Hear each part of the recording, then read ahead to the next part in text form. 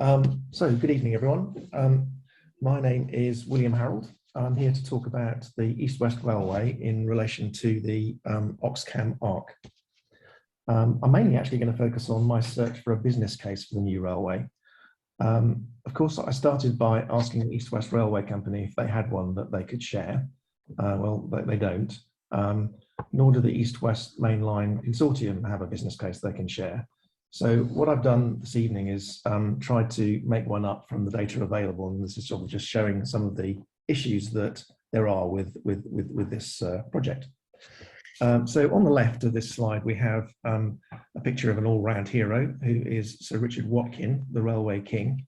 He actually found a successful business case for rail, and back in Victorian times, railways actually made money, about 4% a year in 1870. But over time, competition with the road network has become an increasing problem for railways. And on the right is the arch-villain of the piece, Dr. Beeching, the public servant given the poison chalice of cutting back the railways in the 1960s. Except they never really call it cutting back, do they? It's change, or in Dr. Beeching's case, it was reshaping. So there was a regional director I noticed this morning of Network Rail, Tim Shaveler, who was in this morning's newspaper, was talking about how the rail industry has to, quotes, change in response to probably permanent changes of passenger behaviour from the pandemic and a $2 billion shortfall in their finances. So anyway, back to Dr. Beeching.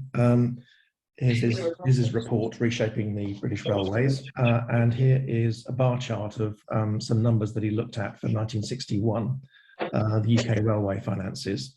So what you can see is that the freight revenue was more important than passenger fares, but even back then there was a government subsidy, and I've actually scaled all these numbers to today's prices. So there was a $2 billion subsidy in 1961. The railways were then famously scaled back.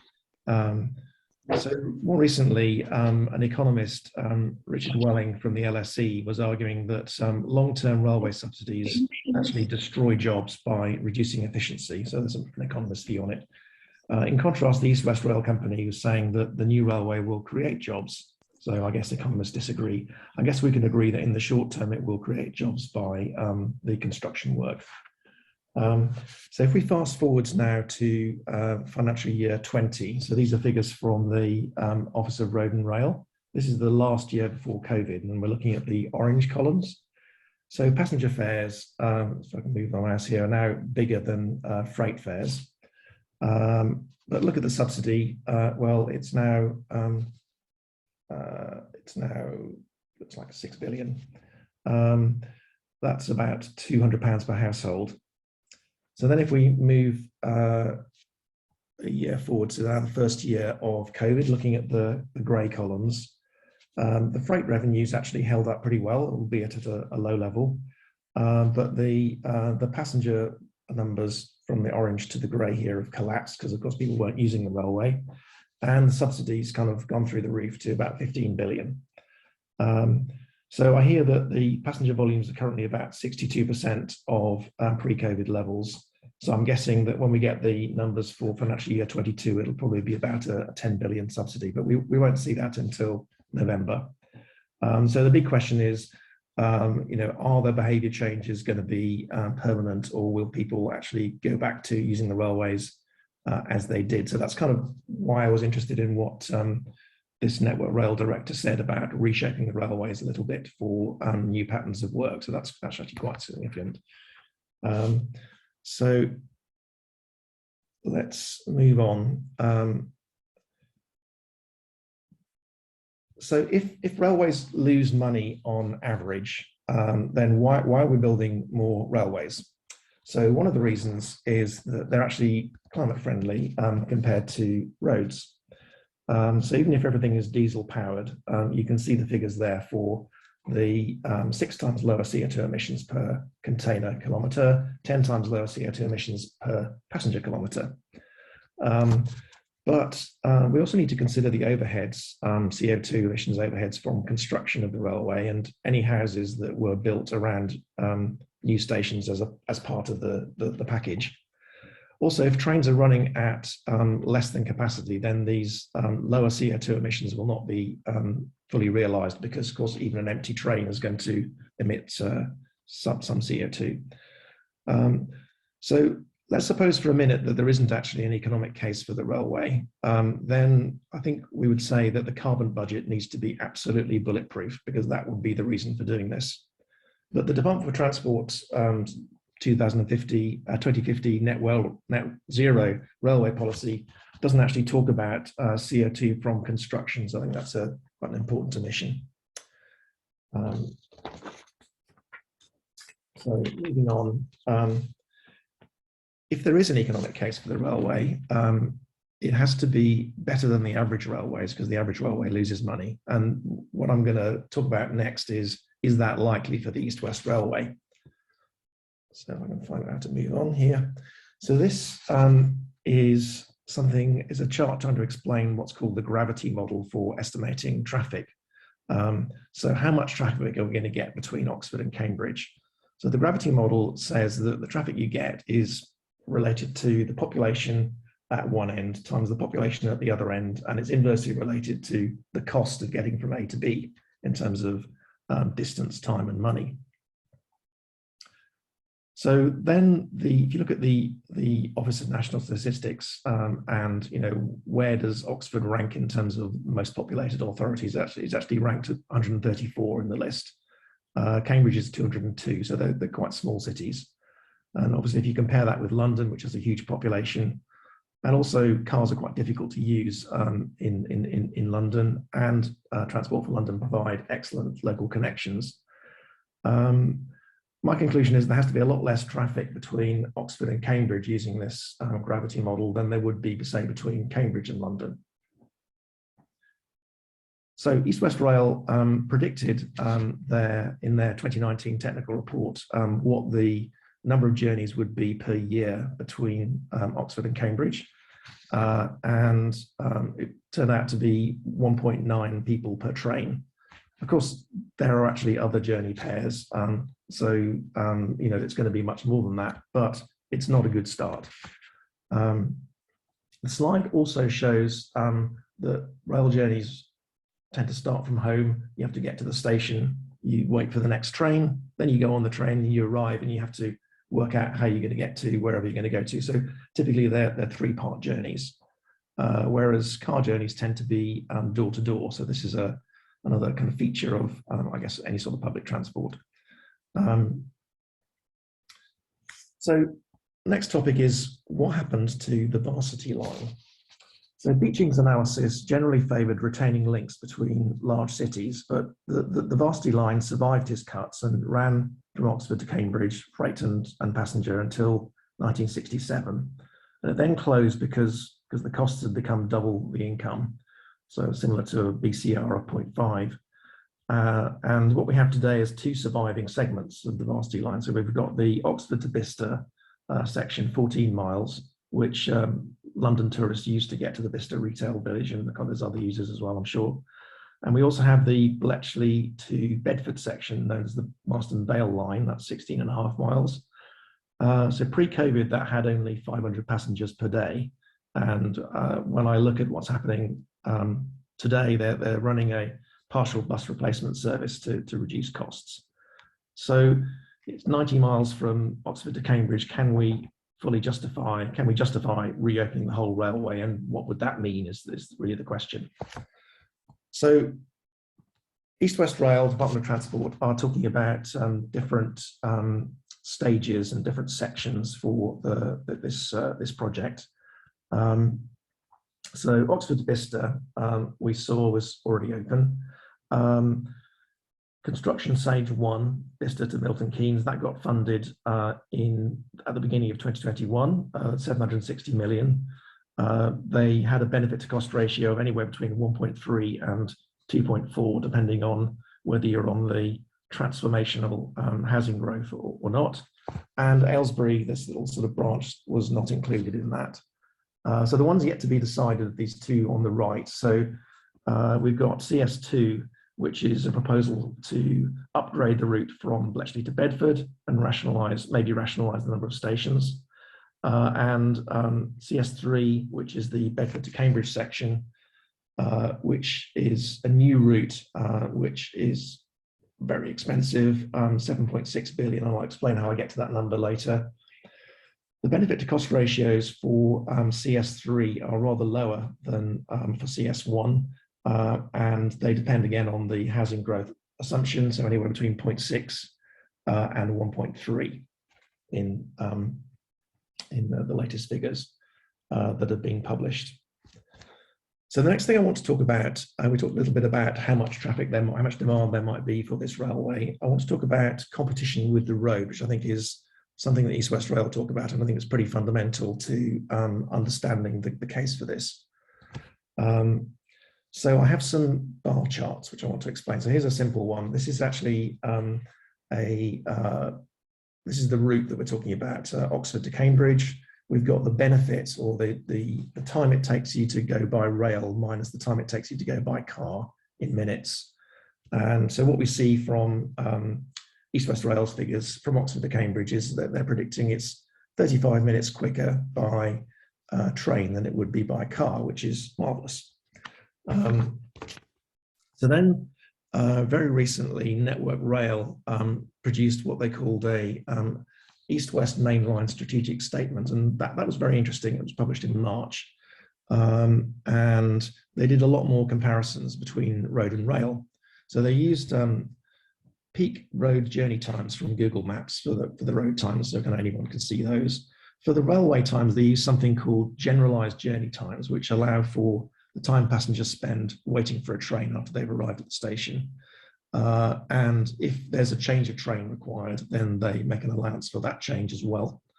They didn't actually publish the benefit or this difference number that I've been talking about for the Oxford to Cambridge link, but what I've done is I've worked this out by adding their Oxford to Bedford rail number to the Bedford to Cambridge rail number, and then looked at what the road thing would be on Google Maps.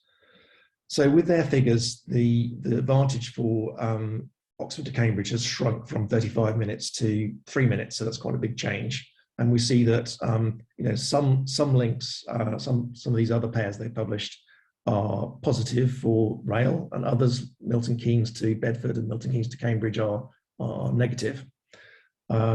So anyway, there's a slightly fuller picture there, and using this generalized journey time from Network Rail.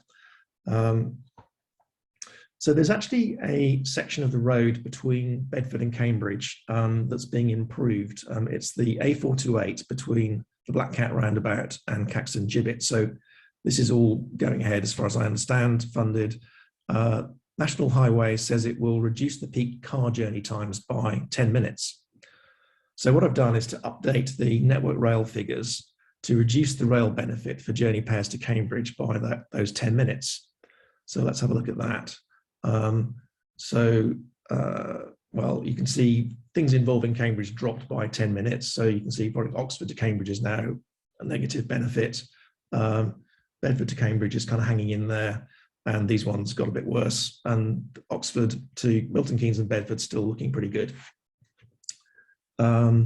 So it's getting a slightly more mixed picture here. So the next thing I want to talk about is something I touched on earlier, which is this first and last mile problem. So quick access to East-West Rail stations for lots of people requires coordination with plans for housing, employment locations, and indeed local transport. So the next slide gives some last mile possibilities. So let's have a look at that.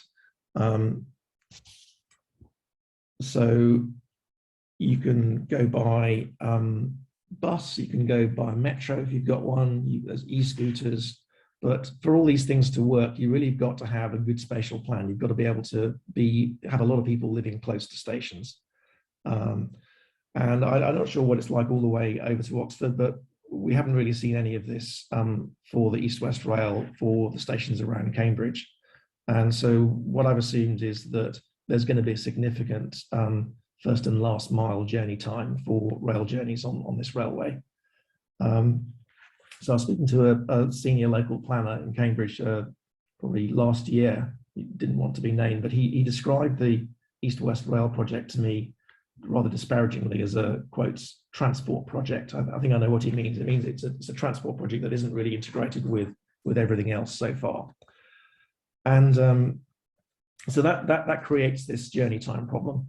So to illustrate with an example sometimes used by East West Rail, let's consider a trip from AstraZeneca HQ on the Cambridge Biomedical campus to the, say, the Jenner Institute in Oxford.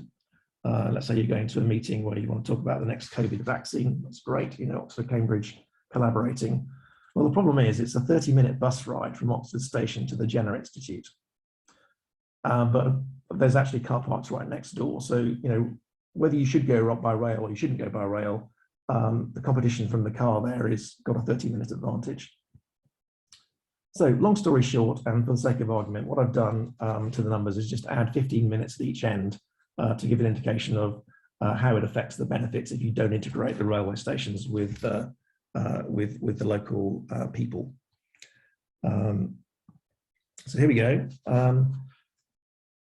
This is the result of adding 15 minutes for the first and last mile. So Oxford to Bedford is still squeaking in with a positive benefit, but everything else is not looking very great. This really illustrates the importance of planning things around infrastructure rather than just piling it on top, which seems to be what's happening. So the next piece on the competition with the car is just some more data from Network Rail. So what they did was to look at longer trips. So maybe rail will win out with longer distances because the overhead of this kind of first and last mile thing becomes less significant if you're going a longer distance. So here are Network Rails, if I can just move this on, here are their results if you start from Milton Keynes. Again, you know, the car's winning in most cases. And the reason that Network Rails say that's happening is because let's say you're going from, I don't know, Southampton to Ipswich or something. Well, you'd have to go to Oxford, then you change train, then you go on the East West Rail, you get to Cambridge, you've got to change train again, and then you carry on to Ipswich. So that's those interchange times that are hampering the competition with the car. So they said, well, we should be looking at kind of through trains from Oxford to Cambridge, beyond Oxford and beyond Cambridge, which actually would change the scope of what the East West Rail Company is currently doing. And they say, well, the sort of jury's out on whether that would fix it or not, but that seems to be part of the problem. They also flagged that competition with going via London, which has very good interconnect times, is an issue. So not looking great for the long distance stuff at the moment. So just moving on here.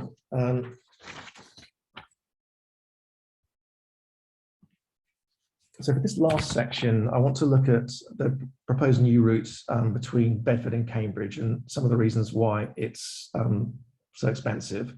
So moving on to the next. So the total cost for the cheapest option in the 2019 public consultation was £1.9 billion in 2010 prices. And then the preferred route option a year later in 2020 was £5.6 billion. Yes, they trebled the cost estimate in that year. So then if you allow for 36% inflation between 2010 and today, you get a total cost of 7.6 billion, of which 4.35 is the capital cost. So if you divide the capital cost by the distance between Bedford and Cambridge, you get 145 million per mile. Which is about 3 times what it costs to make a motorway. So what are they spending all this money on? It's really expensive. So this is an example long section that was provided in the 2021 consultation and explains some of the costs. So much of the railway, which is the red line, and the green line, by the way, is the terrain. So this is height and this is the distance along the line, so-called chainage. So much of the red line is, you know, about 10 meters higher than the terrain. So we affectionately call this the Great Wall of South Cambridgeshire. And its design actually stems from the government policy of no new level crossings. You have to either go over or under. So it's expensive to build and has a huge impact on the landscape. In fact, there are whole villages that would see 100-mile-an-hour trains fly past above rooftop height, which is pretty hideous. So continuing this example, there's a 17-kilometre section on the approaches to Cambridge where the line crosses 13 roads, 2 rivers and a railway. In all cases but one, East West Rail's proposal is to go over, so 10 metres over. And you have to have a maximum gradient on the railway line of 1 in 80. So if you think about it, you need an 800-metre ramp on each side. You've got all these things to cross. You've only got 17 kilometres to do it in. And so it all merges into this kind of great wall of viaducts and embankments. So here's what a 10-metre embankment looks like. This is drawn by a local civil engineer. You get 1 in 3 slopes. So it's 10 metres high, so the thing is 70 metres wide. You've got foundation material with anti-settlement pilings underneath to stop it kind of settling over time into the clay or whatever. Our civil engineers have estimated 866,000 lorry movements will be required to fetch the material for this section between Camborne and Hawkstone. So this is this 17-kilometre section that I've been using as an example. We know that East West Rail Company have talked to local farmers about borrow pits where they remove the topsoil temporarily to get the material. So this is where the money's going. On top of the embankment, trains are 4 metres high, and if electrified, you also get some overhead line equipment on top of that. And perhaps, as shown here, we get some acoustic barriers because this is going to spread the noise everywhere. So that's kind of an indication of where some of the cost is going in the engineering works for this. So it's quite a big thing. Moving back to the economics for this. So the more people that live near East West Rail stations, the more passengers will use the railway. So you might even be able to claim a levy on new houses to fund the capital cost. So does the preferred route between Bedford and Cambridge match the local housing plans? Well, there's nothing new around Cambridge Station, which, by the way, pre-COVID, the car park was full before 9 o'clock. There's nothing at the proposed Cambridge South Station, which doesn't have a car park. There are 1,950 houses at Camborne Station, which might move a bit, but they're not actually conditional on the East West Rail being built. I'm not an expert on Bedford, but I'm told there isn't much new housing around Bedford Midland Station. But there is a new station somewhere between Bedford and Cambridge on the East Coast Main Line that's proposed at Tempsford, which is just south of St Neots. Network Rail, by the way, say that fast East Coast Main Line trains would not stop there. They couldn't afford the time, but there could be some housing. So the question is, can Tempsford St Neots save the day in terms of the business case for this? So I'm now going to show you a slide put together by the Mayor of St Neots, who's a chap called Stephen Ferguson.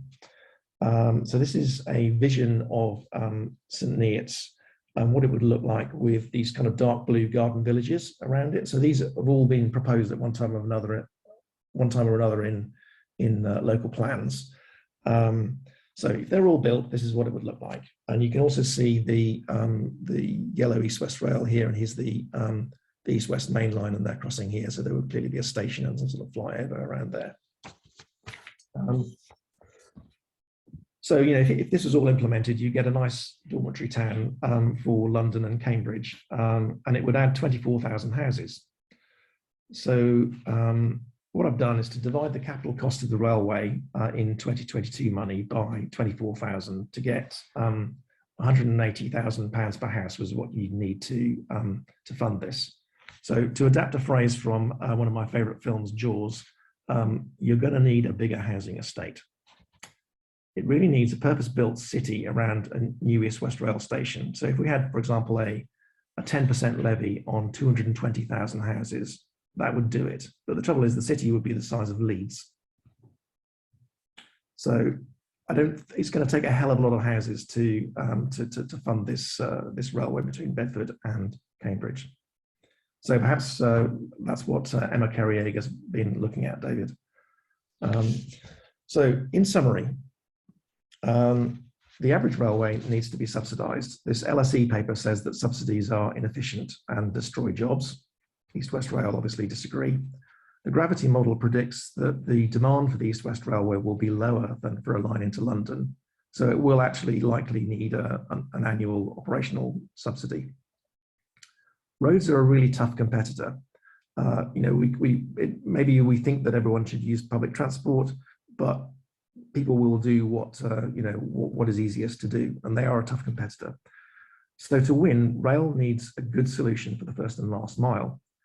At least here in Cambridge, there's no evidence that this is happening. It's a transport project.